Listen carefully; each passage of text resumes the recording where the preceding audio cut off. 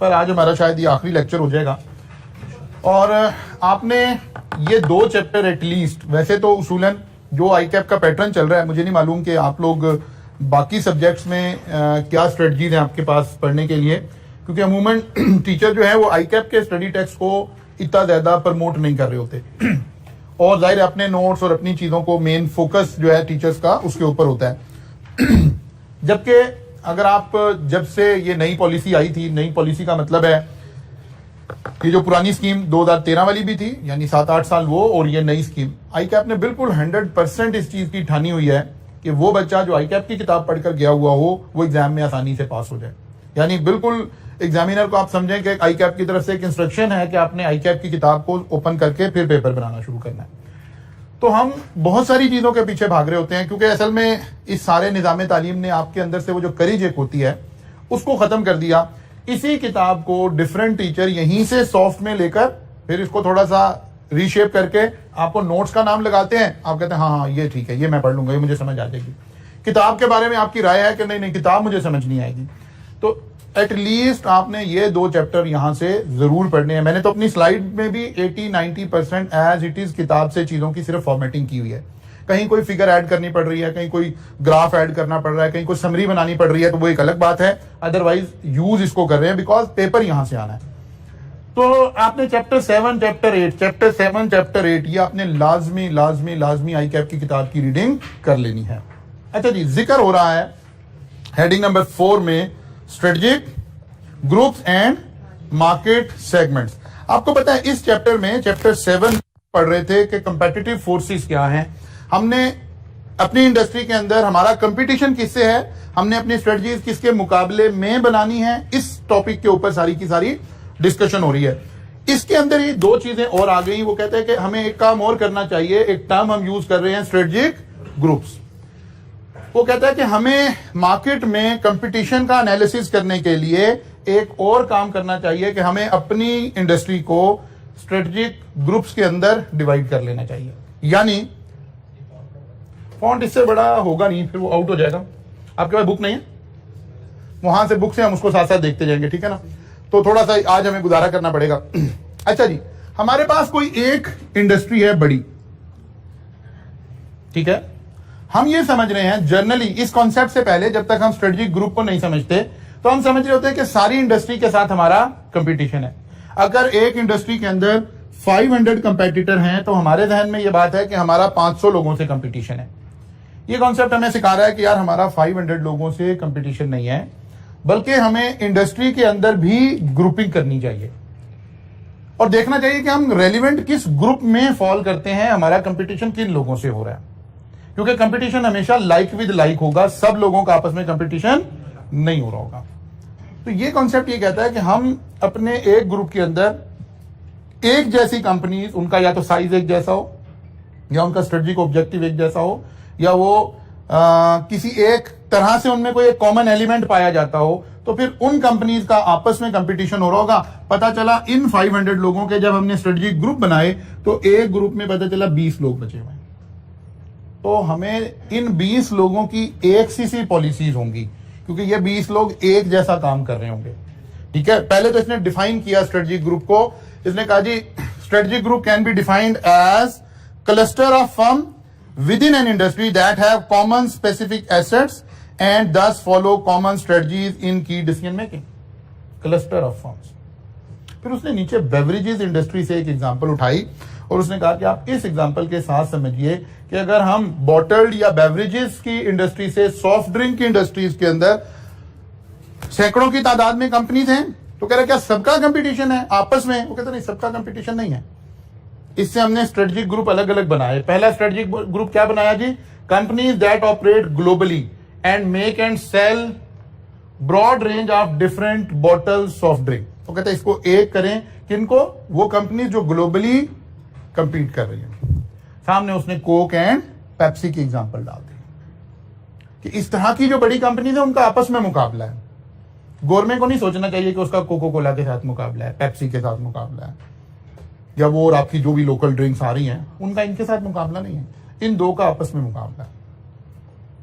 बात समझ आ रही है? फिर उसने कहा जी कंपनीज दैट ऑपरेट रीजनली, जो किसी एक रीजन में सिर्फ एशिया में काम कर रही हैं, अफ्रीका में काम कर रही हैं, गल्फ में काम कर रही हैं, तो जो कंपनी सिर्फ गल्फ में काम कर रही है उनका पाकिस्तानी कंपनीज के साथ तो कोई ताल्लुक नहीं है। जो अफ्रीका में काम कर रही हैं उनका हमारे साथ पाकिस्तानी, इंडियन, एशियन कंट्री से उनका कोई ताल्लुक नहीं है। फिर इसी तरह companies that operate in national market, फिर लोकल मार्केट। अब मसलन फर्ज कर लेते हैं हम अपनी लोकल, यहां उसने इंटरनेशनल एग्जांपल सारी ली हुई है, हम इसमें जरा लोकल एग्जांपल ऐड कर लेते हैं। मतलब कोक एंड पेप्सी तो हमारे लिए भी रेलिवेंट हो गई। हमारे रीजन में कोई ऐसा ड्रिंक आपके ध्यान में है जो हमारे रीजन में काम कर रहा है? नहीं, रीजन मीन पूरा पाकिस्तान, एशिया। हमारे पास कोई और ऐसी कंपनी हमें नजर नहीं आ रही जो सिर्फ एशिया के अंदर काम कर रही हो। लेकिन अगर आप फर्ज किया अफ्रीका में जाएंगे तो वहां कुछ कंट्रीज में नजर आएगा आपको। हो सकता है गल्फ में कोई ऐसी ड्रिंक नजर आए जो सिर्फ विद इन गल्फ जो है वो मशहूर हो, तो हमें यहां की कोई लोकल एग्जांपल नजर नहीं आएगी। Companies that operate in national market. हमारी लोकल मार्केट में कोई कोल्ड ड्रिंक की बात करें, एक गोरमे आ गई और कोला नेक्स्ट। अच्छा, अगर हम देखें तो गोरमे मेरा ख्याल है सिर्फ पंजाब की साइड पर ऑपरेट करता है, बल्कि पंजाब में भी पूरे में ऑपरेट नहीं करता गोरमे।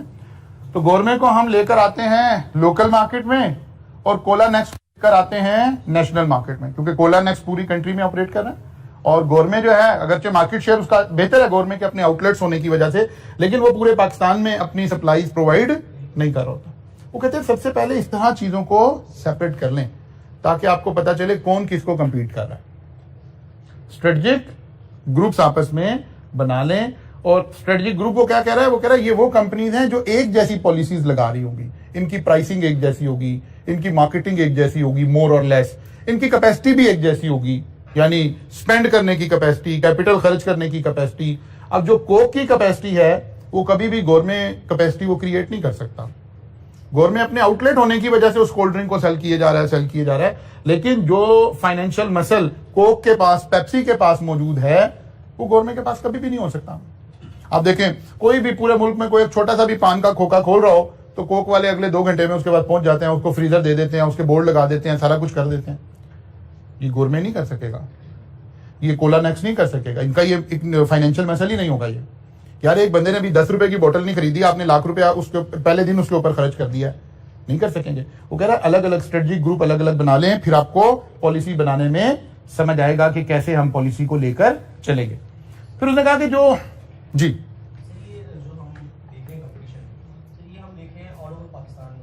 जिस मार्केट को हम एनालाइज करना चाह रहे हैं करने लगे, आगे चल के इसके ऊपर आएंगे, अभी आने लगे, उसको हम किसी और एंगल से मार्केट सेगमेंटेशन में अभी इसी आज के लेक्चर में डिस्कस करेंगे। फिर वो कह रहा है कि जैसे मैन्युफैक्चरिंग इंडस्ट्री है तो मैन्युफैक्चरिंग इंडस्ट्री के जो हम स्ट्रेटेजिक ग्रुप बना सकते हैं, या उसने कि इसके बाद उसने एक दूसरी एग्जांपल ली। उसने कहा कि मैन्युफैक्चरिंग इंडस्ट्रीज के अंदर अगर कोई, हम वैसे तो बहुत सारी चीजों के जरिए से स्ट्रेटेजिक ग्रुप बना सकते हैं। वो कहता है 3 strategic group might be identified. Number 1, companies that seek to maintain their position in the market. जाहिर है हम किसी एक स्पेसिफिक प्रोडक्ट की मैन्युफैक्चरिंग का जिक्र कर रहे होंगे, मसलन मोबाइल मैन्युफैक्चरिंग का जिक्र कर रहे हैं फर्ज किया हम, या लैपटॉप मैन्युफैक्चरिंग का जिक्र कर रहे हैं, या किसी भी मैन्युफैक्चरिंग। वो कह रहे हैं वो कंपनीज जो अपने मार्केट शेयर को मेंटेन करना चाहती हैं, यानी उनके पास एक अच्छा मार्केट शेयर है और अब वो इससे एग्रेसिव नहीं है, मार्केट शेयर बढ़ाना नहीं चाहती बल्कि मेंटेन करना चाहती हैं। इन कंपनीज का आपस में कंपटीशन है। फिर दूसरे नंबर पर आ गई companies that seek to innovate and develop new products. कुछ कंपनीज हैं वो R&D के ऊपर काम करती हैं, रिसर्च एंड डेवलपमेंट के ऊपर काम करती हैं, और वो हमेशा वही जो हमने लाइफ साइकिल कॉस्टिंग के अंदर जो कॉन्सेप्ट पढ़ा कि वो हमेशा प्रोडक्ट को शुरू में लाकर मैक्सिमम प्रॉफिट कमाना चाहती हैं। वो कहते हैं इन कंपनीज का एक स्ट्रेटेजिक ग्रुप बना लें, ये आपस में कंपीट कर रहे हैं, इसका इसके साथ कंपटीशन नहीं है, ये तो इनोवेशन पे काम ही नहीं कर रहा, ये तो अपने मार्केट शेयर को इंटैक्ट रखने पे काम कर रहा है। मसलन कोक, अभी कोक का क्योंकि जिक्र हो रहा था, क्या कोक इनोवेशन पे इन्वेस्ट कर रहा है? नो, वो अपने मार्केट शेयर को इंटैक्ट रखने पे काम कर रहा है।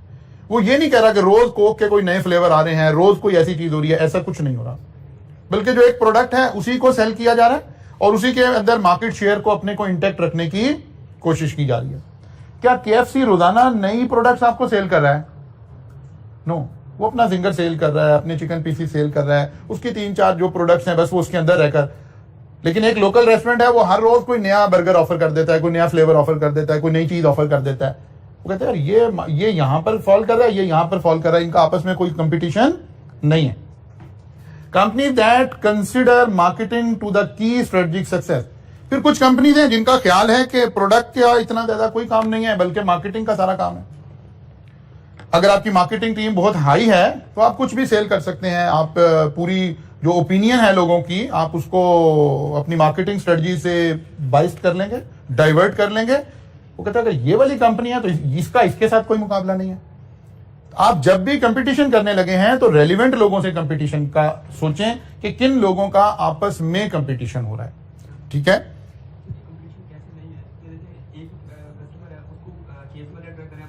आपने स्ट्रेटजी बनानी है, स्ट्रेटजिक कंपटीशन देखना है। कस्टमर तो जा रहा है कि मेरा कस्टमर उधर जा रहा है, मेरा कस्टमर उधर जा रहा है।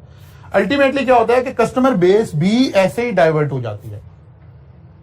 जैसे हम ये कंपनीज को सेग्रीगेट कर रहे हैं ना, ऐसे ही कस्टमर भी सेग्रीगेट हो जाते हैं।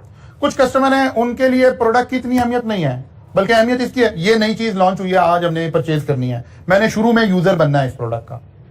जैसे ही नई प्रोडक्ट आएगी, ये उस कंपनी का कस्टमर है, इसने भाग के यहां चले जाना है, आप यहां जो मर्जी करते रहे, इसने नहीं रुकना। एक कस्टमर है जो एक प्रोडक्ट खरीदता है, फिर उसकी रीजनेबल जो लाइफ है उसके साथ अटैच रहता है, उसके साथ चलता रहता है। अब ये कस्टमर बेस भी अलग अलग होती जा रही है असल में पीछे। जैसे कंपनीज का हम बिहेवियर देख रहे हैं ना, ऐसे ही कस्टमर का बिहेवियर भी ऐसे ही होगा। कुछ लोग हैं वो मोबाइल परचेज कर रहे हैं, वो एक जो मोबाइल की एक रीजनेबल लाइफ है वहां तक यूज कर रहे हैं। कुछ लोग हैं उन्होंने मोबाइल आज खरीदा है, जब भी कंपनी का नया मॉडल आ जाएगा वो स्विच कर जाएंगे वहां पर। ऐसे ही कस्टमर, अब क्योंकि इस वाले जैसे ही हम कंपनी की बात करें, ऐसा ही एक कस्टमर भी है। जैसे ही नई गाड़ी आएगी उसने नया मॉडल जाके ले लेना है, उसने इस गाड़ी ये जितनी मर्जी अच्छी हो उसने इसको बेचना है, उस वाली गाड़ी पे स्विच कर देना। इसलिए कंपटीशन नहीं है। ठीक है ना। अच्छा जी, आगे चलते हैं। फिर आपको एक बात और, एक definition I, that is strategic space. वो कह रहा है असल में हमने जो बेनिफिट लेना है ना, वो बेनिफिट यहां से लेना है। पहले आपने स्ट्रेटेजिक ग्रुप बनाए, फिर जैसे कल हम देख रहे थे कि हमने दो चीजों के जरिए से, मार्केट शेयर और मार्केट ग्रोथ के जरिए से एक मॉडल बना के बात की। तो स्ट्रेटेजिक स्पेस का जो मॉडल है ना, ये भी यही कहता है कि दो चीजों का एक ग्राफ ड्रा करते हैं, क्वालिटी एंड प्राइस। वो कहता है आप एक काम करें, आप जो प्रोडक्ट्स है ना उनको क्वालिटी, इधर क्वालिटी ले लेते हैं, इधर प्राइस ले लेते हैं। वो कहता है आप प्रोडक्ट्स का ना एक क्या बना लें, स्ट्रेटेजिक ग्रुप बना के एक स्ट्रेटेजिक स्पेस आइडेंटिफाई करें। मसलन मैं आपको समझाने के लिए ऐसे कहता हूं, यार हम मोबाइल इंडस्ट्री को ऊपर ये थ्योरी लगाकर जरा समझने की कोशिश करते हैं। अब कहते हैं यार मोबाइल आज के दौर में एक ऐसी नीड है कि जो शायद ही कोई अब ऐसे लोग होंगे जिनके पास मोबाइल ना हो, क्या है वो अमीर है, क्या है वो गरीब है। हत्ता कि जो सिग्नल पे खड़ा हुआ शख्स आपसे चैरिटी मांग रहा है ना, उसकी जेब में भी दो मोबाइल है। ठीक है ना, क्या है कोई भी है, नहीं आईफोन नहीं है, ठीक है ना, लेकिन फोन जरूर है। वो कहता है आप इस टेक्निक से एक ना स्ट्रेटेजिक ग्रुप बनाएं।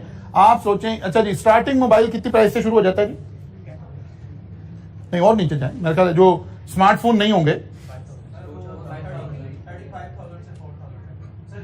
3500। तो चलिए हम कहते हैं जी एक मोबाइल की रेंज आई 3000 से लेकर 5000 तक। ये वो फोन है जो स्मार्टफोन नहीं है, लेट्स अज्यूम। ठीक है, फिर हमने कहा यार अब आए स्मार्टफोन का आगाज कहां से होता है जी? हम कहते हैं जी ऐसे, अब हम कुछ फर्जी बातें भी कर लेते हैं ना अपनी थ्योरी एक्सप्लेन करने के लिए। हमने कहा जी एक फोन है जो 10,000 से 15,000 तक की रेंज के हैं, फिर कुछ फोन हैं जो 16,000 रुपए से लेकर 30,000 रुपए तक की रेंज है, फिर हमने कुछ फोन ऐसे हम ना बनाते जा रहे हैं, ऐसे ऐसे प्राइस जैसे जैसे क्वालिटी बढ़ रही है वैसे वैसे प्राइस बढ़ती जा रही है। फिर हमें ना कुछ ये हमने कहा जी 31 से 50 तक है। फिर हमने ऐसी फर्जी एक बात की, फिर हमने कहा यार 51 का नहीं, आप 75 से लेकर 100 तक और ऐसे ऊपर हम जा रहे हैं। हमने अपनी इंडस्ट्री के ऐसे कुछ स्ट्रेटेजिक ग्रुप बना लिए हैं और इसकी मैपिंग कर ली है। हमने देखा कि यार मार्केट में 6,000 रुपए से 10,000 रुपए का मोबाइल अवेलेबल नहीं है।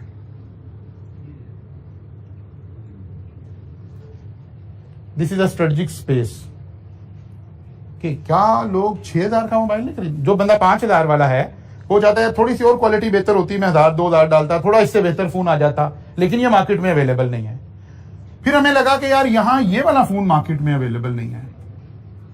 फिर हमने कोई आखिरी जो फोन था, कोई भी जो एक लेवल था, फिर उसके बाद भी कोई फोन अवेलेबल नहीं है। ठीक है ना। हमने इससे यही बेनिफिट लिया कि हमने स्पेसेस आइडेंटिफाई की कहां प्रोडक्ट नहीं है, क्योंकि हम सारा एनालिसिस किस चीज का कर रहे हैं, कंपटीशन का। हमने देखा कि यार ये स्पेस अवेलेबल है हमारे पास, यहां कोई इस प्राइस और इस क्वालिटी की रेंज में कोई प्रोडक्ट अवेलेबल नहीं है, तो आपके पास एक ऑप्शन ये आप इस रेंज में कोई चीज लॉन्च कर दें, ठीक है ना। हाँ, वो ये साथ ही तस्लीम करके बैठी है ये थ्योरी कि प्राइस और क्वालिटी का बड़ा स्ट्रॉन्ग रिलेशन है, ठीक है ना। आप प्राइस के साथ ही क्वालिटी दे पाएंगे, लेकिन अगर आप कोई बड़ी एग्रेसिव अप्रोच लगाना चाहते हैं तो फिर वो साथ ही अगली पिक्चर में दिखाएगा। तो फिर आप ये भी कर सकते हैं, एक ऑप्शन ये भी हो सकती है कि मैं कहूं यार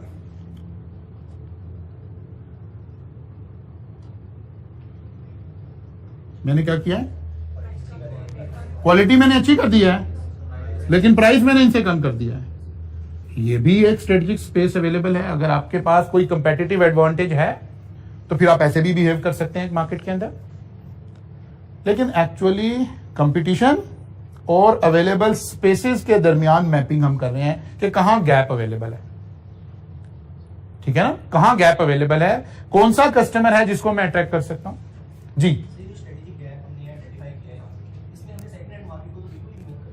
हाँ, जाहिर हम किसी एक मार्केट को ले लेना, फिर वही हम बात वही कर रहे हैं कि पहले तो इससे पीछे हम क्या करके आए हैं, स्ट्रेटेजिक ग्रुप बना के आए हैं। स्ट्रेटेजिक ग्रुप तो ये मानता ही नहीं है कि जो सेकंड हैंड की मार्केट है और जो न्यू की मार्केट है ये आपस में कंपीट करते हैं। कहते कंपीट ही नहीं करते। सेकंड हैंड का कस्टमर अलग है, वो तो घर से मोबाइल लेने ही सेकंड हैंड निकलता है, और जिसने डिब्बा पैक लेना है वो कस्टमर ही अलग है। वो कह रहे हैं इनका आपस में तो कंपटीशन है ही नहीं, पहले तो आप इनको अलग करेंगे ना। जी ये सारी थ्योरी जाहिर है हम कंज्यूमर को निकाल के तो नहीं बना सकेंगे ना। ये असल में स्ट्रेटेजिक स्पेस अब हम आइडेंटिफाई कर रहे हैं। देखें अंदर क्या लिखे हुए हैं, ग्रुप बनाए हुए हैं। पहले हमने स्ट्रेटेजिक ग्रुप बनाए हैं, उसी तरह से फिर वही बात कह रहे हैं। एक शख्स ये थ्योरी ये कह रही है, इससे पिछली थ्योरी ये कह रही है कि आप ये अज्यूम करना बंद कर दें कि दुनिया के सारे लोगों के साथ मेरा मुकाबला है। सारों के साथ आपका मुकाबला नहीं है, आपका अच्छा इसको ऐसे कर लें, जरा कॉन्सेप्ट लेने के लिए कॉन्सेप्ट को थोड़ा डिल्यूट कर लें। वो कह रहा है जी आप ऐसे कर लें अपने समझाने के लिए, जहन आपका मान जाए ताकि इस बात को कि हमारा मुकाबला तो सबके साथ है, लेकिन असल मुकाबला अपने स्ट्रेटेजिक ग्रुप में। बज़ाहिर कंपटीशन तो है हमारा, लेकिन जो रियल कंपटीशन है वो अपने स्ट्रेटेजिक ग्रुप के अंदर है। आप टीचिंग की मार्केट को उठाकर देख लें, हर कॉलेज एग्जिस्ट कर रहा है, अपनी प्राइस के साथ एग्जिस्ट कर रहा है। कुछ लोग पेपर को महंगा सेल कर रहे होंगे, वो कहेंगे यार हम इस लेवल के लोगों को अट्रैक्ट कर रहे हैं, बस ठीक है ये खरीदेंगे। कुछ उससे नीचे, कुछ उससे नीचे, कुछ उससे नीचे, कुछ उससे नीचे, हर तरह की मार्केट है। अब आप उसी मार्केट को टारगेट कर रहे हैं और वही मार्केट आपके पास रह जाएगी अल्टीमेटली। जो आईफोन का यूजर है ना, या जो आईफोन कंपनी है, वो ये नहीं कंसिडर कर रही है कि ओप्पो किस रेट पर आ गया है। वो कहते हैं ओप्पो के साथ हमारा कंपटीशन नहीं है, हमारा स्ट्रेटेजिक ग्रुप अलग है। हमने अपने ग्रुप के अंदर देखना है, अगर उस ग्रुप में कोई ऐड हो रहा है उस कंपटीशन को हम एवेल्युएट करेंगे। उस ग्रुप से नीचे वाला ग्रुप में जितने मर्जी मोबाइल आ रहे हैं, बधाई, तो आपको फिर यही लगेगा कि नहीं सर कंपटीशन तो है। वो कहते हैं कंपटीशन होगा लेकिन रियल कंपटीशन नहीं है, आपका असल कंपटीशन अपने ग्रुप के अंदर है, ठीक है ना। मसलन आप ऑटोमोबाइल्स की बात कर लें, गाड़ियों का कंपटीशन आपस में चल रहा होगा, आपको ग्रुप बनाने पड़ेंगे, ठीक है ना। आपको ग्रुप बनाने पड़ेंगे कि कौन सी गाड़ी का किसके साथ कंपटीशन है। फिर गाड़ियां अपने ग्रुप में कंपीट कर रही होंगी, अपनी कैटेगरी में कंपीट कर रही होंगी, ठीक है ना। ये बात हो रही है जी। चले आगे। तो आपने सबसे पहले ग्रुप में स्पेस आइडेंटिफाई की, ग्रुप बने हुए थे, स्पेस आइडेंटिफाई की। अब आप उस स्पेस को फिल करने के लिए स्ट्रेटजी बनाए। यार यहां ये स्पेस अवेलेबल है, ठीक है। किया ने अपनी गाड़ी लॉन्च की, उसने देखा यार अब बेस लाइन इन गाड़ियों की जो प्राइस है ना ये 6 मिलियन आ गई है।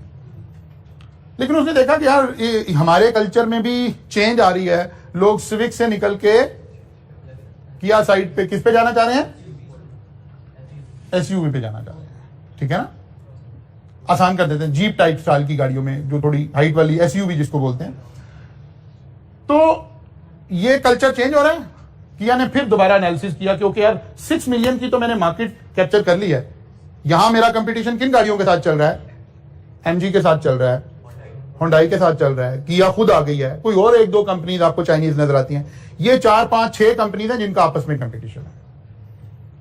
जिसने स्विफ्ट खरीदनी है उसका किया के साथ कोई कंपटीशन नहीं। अब अपने आप को समझाने के लिए कहें उसका रियल कंपटीशन है। कंपटीशन तो बताइए नजर आएगा आपको, लेकिन कस्टमर पहले घर बैठकर ये सोचता है कि मैंने एसयूवी परचेज करनी है या सेडान परचेज करनी है। रेंज से डिफरेंट हो रही है ना, यही तो हम कर रहे हैं, यही तो हम कर रहे हैं। प्रोडक्ट तो देखें, इधर वापस आ जाएं। जब मैंने इसीलिए मोबाइल की एग्जांपल ली है, तो ये भी मोबाइल है, तो ये भी मोबाइल है, तो ये भी है, तो यही तो ये बात हमें सिखा रहे हैं कि with in product strategic group बन जाएंगे आपके। ऑटोमोबाइल एक इंडस्ट्री है, एक इंडस्ट्री के अंदर ग्रुप बन जाएंगे प्राइस एंड क्वालिटी या प्रोडक्ट की डिफरेंशिएशन की वजह से। मतलब आप इसको ऐसे लें, ये सारी इंडस्ट्री ऑटोमोबाइल इंडस्ट्री है, तो क्या सारी ऑटोमोबाइल इंडस्ट्री का आपस में कंपटीशन है? ये थ्योरी हमें बता रही नहीं, सबका नहीं है। अब ग्रुप बने, फिर उन्होंने देखा कि यार अच्छा एसयूवी टाइप की गाड़ियां 6 मिलियन से नीचे अवेलेबल नहीं है, तो स्ट्रेटेजिक स्पेस नजर आ रही है। तो फिर गाड़ी एक और लॉन्च होगी, फिर कोई और कंपनी आ जाएगी, फिर कोई और कंपनी आ जाएगी, बिकॉज स्ट्रेटेजिक स्पेस मौजूद है। यही हमें थ्योरी बता रही है कि आप स्ट्रेटेजिक स्पेस को आइडेंटिफाई करेंगे और फिर उन स्पेस को, एक स्ट्रेटजी है, उन स्पेस को फिल करने की कोशिश करें और वहां से अपना बिजनेस लेने की बात करें।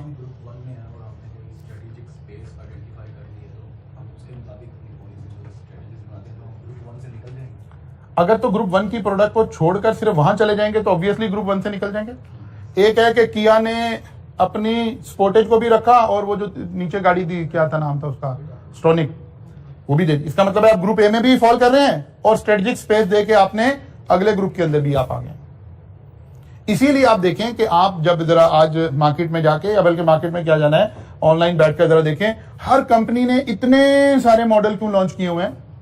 सैमसंग का मोबाइल आपको स्टार्टिंग बेस लेवल कितने का मिल जाएगा जी? 7-8 हजार, 9-10 हजार से शुरू हो जाएगा और चलते चलते चलते चलते 2.5 लाख 3 लाख तक भी चला जाएगा। एक ही कंपनी है, क्यों बना रही है ये चीजें? वो हर ग्रुप में अपना बिजनेस कर रही है भाई, हर ग्रुप के कस्टमर को वो लेना चाहते हैं। अब आप एक नई कंपनी है, एक नई या एक एग्जिस्टिंग देख रहे हैं, यार अच्छा मैं या तो किसी ग्रुप में जाके घुसूं या पहले मैं कोई स्ट्रेटेजिक स्पेस देखूं कि कहां स्पेस अवेलेबल है, कौन सी चीज है जो मार्केट में इस वक्त ऑफर हो नहीं रही है, व्हाई नॉट मैं वहां बिजनेस शुरू कर लूं एक मरतबा, तो हमें ये बेनिफिट भी इससे हो जाएगा। फिर थोड़ा और आगे चलें, ये वो वाली बात आ गई जो मैंने आपसे दूसरी बात की थी कि इन दो ग्रुप को मर्ज करके एक शख्स ने एक नई स्ट्रेटेजिक स्पेस जो है वो क्रिएट की और उसने कहा कि ठीक है हम क्वालिटी ये वाली प्रोवाइड करेंगे लेकिन प्राइस नीचे चार्ज करेंगे, लेकिन इसके लिए बड़ा ये एग्रेसिव स्ट्रेटजी है, ये नॉर्मल वाली स्ट्रेटजी है, ये नॉर्मल वाली स्ट्रेटजी है। नहीं, वो देखना पड़ेगा ना, ये वाली स्ट्रेटजी बनाने से पहले इस बंदे को क्या एनालिसिस करना पड़ेगा, अपनी कंपेटिटिवनेस को देखना पड़ेगा कि क्या मेरे पास एक ऐसा खुलिया है जिसकी वजह से मैं ये अचीव कर पाऊंगा, कोई कंपेटिटिव एडवांटेज है, किसी वजह से कॉस्ट इसकी रिड्यूस है, तो फिर वो ऐसा कर पाएगा। और ऐसा करने के लिए भी जरूरी है किसी वजह से आप लीड कर रहे हो। मतलब एक कंपनी है वो लॉन्च करती है अपना मोबाइल, वो कहते हैं एप्पल से भी महंगा होगा हमारा मोबाइल, अब ये भी तो एक स्ट्रेटेजिक स्पेस अवेलेबल है ना। अच्छा, कुछ लोग, कुछ कंपनीज जो ये हाई एंड लोग हैं, जाहिर है उन लोगों की जो नीड्स हैं उनको भी तो किसी ने पूरा करना है ना। मलक रियाज ने भी तो फोन यूज करना है ना। अब मलक रियाज भी अगर आईफोन यूज कर रहा है तो फायदा क्या हुआ। अब कुछ कंपनीज इसको ऑफर करेंगे कि नहीं नहीं यार, हम आपको इस फोन को, होगा वो आईफोन ही, लेकिन इसमें ये एडिशनल फीचर डाल देंगे। फीचर इन टर्म्स ऑफ कि जनाब इसे गोल्ड प्लेटेड कर देंगे। और जब तक ये बटन वाले फोन आ रहे थे ना, जब तक कीपैड फोन आ रहे थे तो वो डायमंड के लगे हुए आ रहे थे, बाकी लोगों के लिए वो डायमंड तक की बात चल रही थी। तो ये वाली जगह भी मौजूद है कि इससे ऊपर की भी, आईफोन से ऊपर भी तो लोग होंगे ना जो खरीदने के लिए तैयार हैं। और इस वक्त स्ट्रेटेजिक स्पेस अवेलेबल है कि वहां उससे फर्दर आगे कोई नहीं है। इसी तरह आखिरी लेवल की जो गाड़ी होगी उससे आगे की स्ट्रेटेजिक स्पेस मौजूद होगी। हर चीज का जो आखिर है उससे ऊपर की स्ट्रेटेजिक स्पेस भी मौजूद है, उससे नीचे की भी मौजूद है। लेकिन उससे ऊपर आने के लिए बहुत ज्यादा दिल गुर्दा चाहिए। जाहिर है लोग अगर ये प्राइस खर्चेंगे तो फिर आपका ब्रांड भी उतना होना चाहिए, क्वालिटी भी उतनी होनी चाहिए। फिर आगे चले जी, वो कह रहा है एक और तरीका आपके पास है, आप प्रोडक्ट डिफरेंशिएशन क्रिएट कर लें। किस तरह से? या तो प्रोडक्ट का डिजाइन चेंज कर दें, या प्राइसिंग चेंज कर दें, या ब्रांड, अपनी ब्रांडिंग ऐसे कर दें कि आप प्रोडक्ट की डिफरेंशिएशन क्रिएट कर लें। प्रोडक्ट डिफरेंशिएशन का हमेशा फायदा ही होता है, कंपटीशन रिड्यूस हो जाता है। आप कभी इस बात को, ये भी हमारे अल्लाह ताला ने हमारे जीन्स के अंदर ये स्ट्रेटजीज बना रखी हैं, और एक बिल्कुल एक आम सा इंसान भी ये, उसे ये नाम नहीं पता, लेकिन वो ये काम करता हुआ नजर आएगा। मसलन आप किसी भी मार्केट में चले जाएं, लाइक आप शर्ट लेने के लिए चले जाएं, फैब्रिक परचेज करने के लिए चले जाएं, और किसी ऐसी मार्केट में जहां 8, 10, 12 लोग या 50, 100 दुकानें एक ही जगह पर मौजूद हैं, तो हर एक ने कोशिश की होगी कि जो फैब्रिक उसके पास है ना, बल्कि आपस में डिसाइड कर रखा है कि यार सेम फैब्रिक नहीं रखेंगे, ताकि क्या रहे, प्रोडक्ट डिफरेंशिएशन रहे। बिल्कुल 100% सेम फैब्रिक सब लोगों के पास नहीं पड़ा हुआ होगा, आ रहा होगा, सब इंपोर्ट ही कर रहे होंगे, चाइना से आ रहा होगा, कहीं से आ रहा होगा, लेकिन बिल्कुल 2-7 दुकानदार बैठे ना, वो सेम कलर सेम कंपनी का फैब्रिक नहीं रख के बैठे होंगे, ताकि प्रोडक्ट डिफरेंशिएशन के जरिए से कायल कर सकें लोगों को, और थोड़ा सा मार्केट का कंपटीशन क्या फील हो, रिड्यूस फील हो। नहीं, प्रोडक्ट डिफरेंशिएशन का असल ताल्लुक तो यह है कि आप क्या करें, आप कंपनी में अपनी प्रोडक्ट में डिफरेंशिएशन क्रिएट कर लें, अपने डिजाइन की मदद से, अपनी प्राइसिंग की मदद से, अपनी ब्रांडिंग की मदद से, कोई आफ्टर सेल की मदद से कोई एक डिफरेंशिएशन क्रिएट कर ले। मसलन एक मोबाइल लॉन्च हो, वो कहे जी हम 2 साल की वारंटी दे रहे हैं, सब लोग 1 साल की वारंटी देते हैं, तो प्रोडक्ट डिफरेंशिएशन क्रिएट होगी। एक कॉलेज कहे कि जनाब आप हमारे पास पढ़े, खुदा ना खास्ता फेल हो गए तो रीटेक फ्री है। अब अगर सब लोग रीटेक फ्री नहीं दे रहे, तो उसने ये क्या स्ट्रेटजी लगाई, प्रोडक्ट डिफरेंशिएशन लगा दी। ठीक है, या वो कहता है जी वो जब हम पढ़ा करते थे, ये कभी पुरानी बात हो गई, कैप्स जो कॉलेज है, इन सर का, नवीद साहब का घर हुआ करता था मॉडल टाउन लिंक रोड के ऊपर, तो नीचे इनकी रिहाइश थी, ऊपर एक छोटा सा 2-3 रूम थे, वो फाइनल वहां पढ़ाते थे ये। तो उस वक्त ऐसे ही पढ़ाते थे, मतलब लोगों को तालीम, उतना बिजनेस नहीं बना हुआ था जिस तरह मेरे जैसे गुनाहगारों ने आके से बना दिया, तो जरा कम बिजनेस था। तो नवीद साहब का नारा ये था कि आप एक दफा फीस देंगे, और फाइनल की क्लासेस पढ़ाते थे, तो जब तक पास नहीं हो जाएंगे बस यही एक फीस है, टिल क्वालिफिकेशन आपने एक दफा फीस देनी है, खुदा ना खास्ता आप दोबारा ले रहे हैं रीटेक, तो वो आप फ्री है, फिर कभी दोबारा फीस नहीं लेना। हमारी अटेम्प्ट एक ऐसी बड़ी अजीब अटेम्प्ट थी, फाइनल की जो पहली अटेम्प्ट थी, P1 जिसको बोलते थे। जब आर्टिकल शुरू हुए, जैसे अब आपके आर्टिकल आजकल जब शुरू होंगे, तो आजकल एग्जाम हो रहे हैं जून के अंदर, जून और दिसंबर में, तो वो जो 1 ईयर पूरा होना है वो मई के अंदर पूरा होना चाहिए। अच्छा, हमारे वाले टाइम पे उस वक्त मई और नवंबर में एग्जाम होते थे। अब हमें पता नहीं था, कोई जाहिर इमीडिएट फैमिली में चार्टर्ड अकाउंटेंट नहीं था। मेरी आर्टिकल शुरू हुई 21 या 22 मई को, और उस वक्त रूल ये था कि फाइनल का एग्जाम आता था 2.5 साल के बाद। तो अब मई में, क्योंकि मेरी आर्टिकल मई में थी, तो 1 मई से पहले टाइम पूरा होना चाहिए था। इसका मतलब है मेरी अटेम्प्ट बननी थी 3 साल के बाद, जाहिर है वो टाइम में नहीं मैंने आना था। अब 1 साल हम सब ऐसे ही होता था कि 1 साल गुजार देते थे, आराम से पढ़ना ही नहीं शुरू करते थे, आर्टिकल पे तवज्जो देते थे, फिर 1 साल के बाद पढ़ना शुरू करते थे। वो हमने साल भी से भी ज़्यादा, थोड़ा क्योंकि मेरा टाइम ज़्यादा बन रहा था, तो शुरू किया पढ़ना, जब आराम से अपनी तरफ से बड़ा पहले शुरू कर दिया कि जी जनाब ज़बरदस्त काम हो जाएगा। तो मकबूल साहब के पास हमने स्कैंस का एक कैंपस होता था उधर MM आलम रोड पे, डिप्लेक्स की बैक पे, तो वहाँ पर वो क्लासेस होती थी शाम को। अभी कुछ 10-12 दिन 15 दिन क्लासेस शुरू हुए, तो पता चला ICAP ने जो अटेम्प्ट है ना वो चेंज कर दिया है, मई की बजाय जून में चली गई है। तो इसका मतलब है जो पेपर है वो 6 महीने मेरे पीछे आ गए। मैंने कहा अच्छा ये काम खराब हो गया, हम तो आराम से बैठे रहे हैं। अच्छा, वैसे मुझे बड़ा अफसोस था कि काश मुझे पता होता मेरी अटेम्प्ट क्यों लेट बन रही है, तो मुझे खुशी भी हुई कि यार अच्छा चलो ये तो काम ठीक हो गया, अल्लाह ने दुआ सुन ली। 2 दिन बाद फिर गए तो मकबूल साहब, उन दिनों मेरे ख्याल शायद कौंसिल मेंबर थे, उन्होंने कहा जी आप सबको मुबारक हो कि आपकी जो अटेम्प्ट है ना वो 2.5 साल की बजाय आप 2 साल के बाद दे सकते हैं। पता चला 6 महीने और पीछे आ गए। तो इन 2 अमेंडमेंट 1 हफ्ते के अंदर आने से जो कमिंग अटेम्प्ट थी वो मेरी अटेम्प्ट बन गई। यार ये क्या हुआ, मर गए। अच्छा, मकबूल साहब तो पढ़ाते हैं जरा तेज थोड़ा, तो वो इतना हम उसे आर्टिकल के साथ हमें समझ भी नहीं आ रही थी। मैं और राहील मेरे साथ एक चार्टर्ड अकाउंटेंट, अब दोनों ही क्वालिफाइड हैं। तो खैर वो हमने डिसाइड किया कि यार यहाँ की क्लासेस से तो हम ना पास नहीं हो सकते, तो समझ ही कुछ नहीं आ रही। हमने नवीद साहब का नाम सुना हुआ था, कभी गए नहीं थे। हम नवीद साहब के पास पहुंच गए शाम को कि सर इस तरह हमने ये अटेम्प्ट। नवीद साहब ने कहा मैं तो स्लो पढ़ाता हूँ भाई, मैं तो ऐसे नहीं पढ़ाता, तो इसलिए ये करंट अटेम्प्ट के बच्चे नहीं मेरे पास, तो आप 2 साल 1.5 साल पहले आएंगे तो फिर आप पढ़ सकते हैं, तो मैं नहीं पढ़ा सकता आपको। अच्छा, नवीद साहब भले आदमी थे। मैंने कहा नहीं सर, हमने पढ़ना तो आपसे है, तो आप ऐसा करें आपके कितने बैच चल रहे हैं? कहते 3 बैच चल रहे हैं। मैंने कहा सर हम तीनों में बैठ जाएंगे। फिर नवीद साहब का एक डायलॉग है, वो कहते हो काका ऐसे नहीं पढ़ा जाता, 3 क्लासें पढ़ोगे तो काम कब करोगे? मैंने कहा सर नहीं, हम काम कर लेंगे, आप हमें अलाउ कर दें। अच्छा चलो मर्जी है तुम्हारी, क्लासेस में तो जगह भी नहीं है। मैं कहा सर हम खड़े होकर पढ़ लेंगे। तो कहते अच्छा ठीक है आ जाओ। अब हम जाना शुरू हो गए, ना कोई फीस, ना कोई लेनी, ना कोई देनी।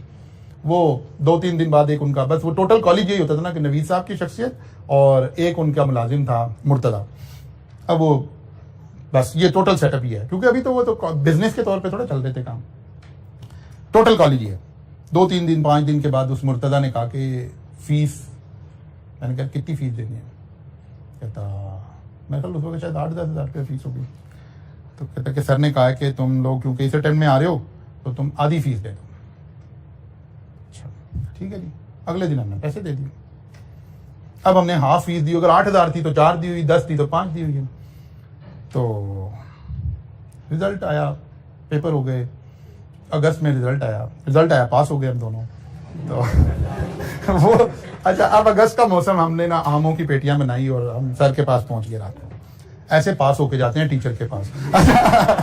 तो बात समझ आ रही है ना? तो अब हम सर के पास पहुंचे शाम को, तो सर का मुझे आज तक वो डायलॉग याद है, कहते हो काका तू आधी फीस में ही पास हो गया।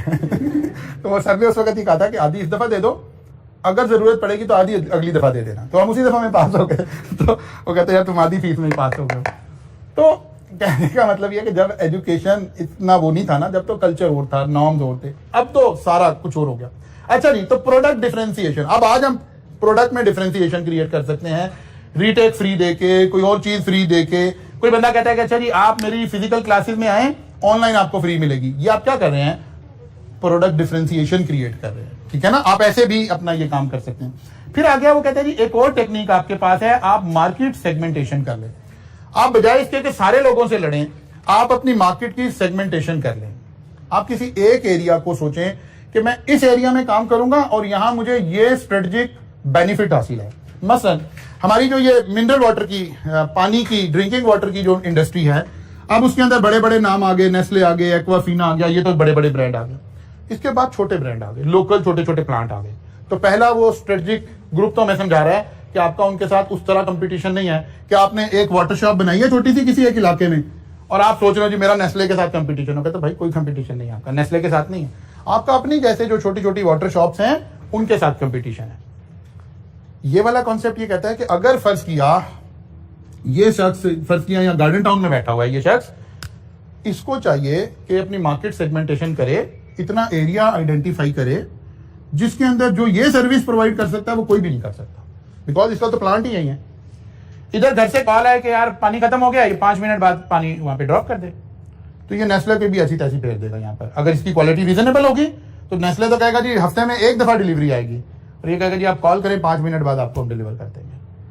तो वो कहता है कि एक तरीका ये हो सकता है कंपटीशन को कम करने के लिए, ताकि बाकी लोग आउट हों, आप अपनी सेगमेंटेशन कर ले मार्केट की, और उस मार्केट सेगमेंटेशन में आप सोचें कि किस बुनियाद पर आप वो सेगमेंटेशन कर सकते हैं। फिर यहां वो कुछ आइडिया बता रहे हैं आपको कि मार्केट को सेगमेंट करने के लिए हमारे पास डिफरेंट जो है ना वो हो सकती हैं, ऑप्शन हो सकती हैं। मसलन ज्योग्राफिकल एरिया हमारी हो सकता है जो अभी हम बात कर रहे थे, या आपकी क्वालिटी या परफॉर्मेंस आफ्टर सेल क्वालिटी, इसकी बेस पर कर दे। कोई फंक्शन है, कोई एज की बेस पर, किसी भी बेस पर आप मार्केट सेगमेंटेशन कर दें कि यार हम फलां लोगों को सिर्फ जो है ना हैंडल करते हैं। यहां उसने फिर एक एग्जांपल दी कि उसने कहा यार एक बंदे ने क्या किया, मार्केट सेगमेंटेशन क्रिएट कर ली।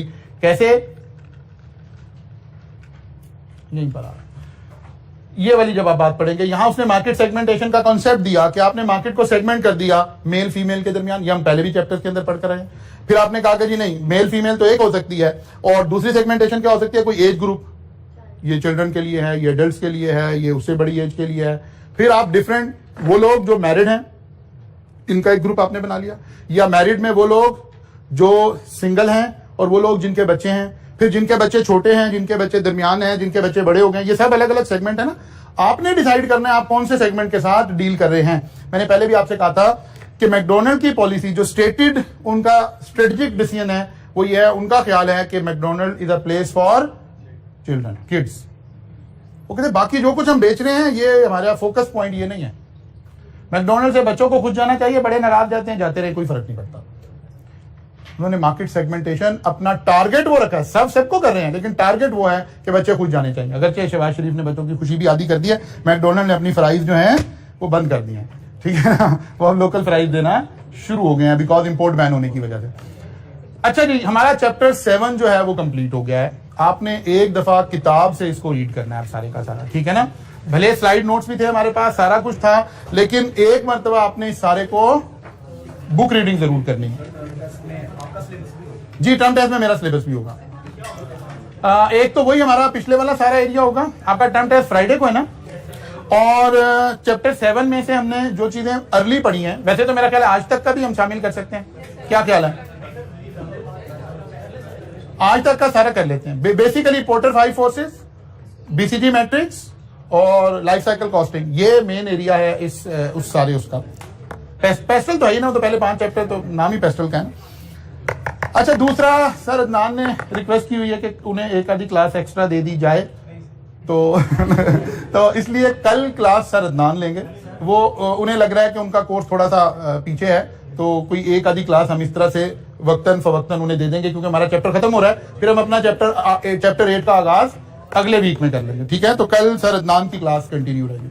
कल मुलाकात होगी इंशाल्लाह, यहाँ से आगे चलेंगे। ले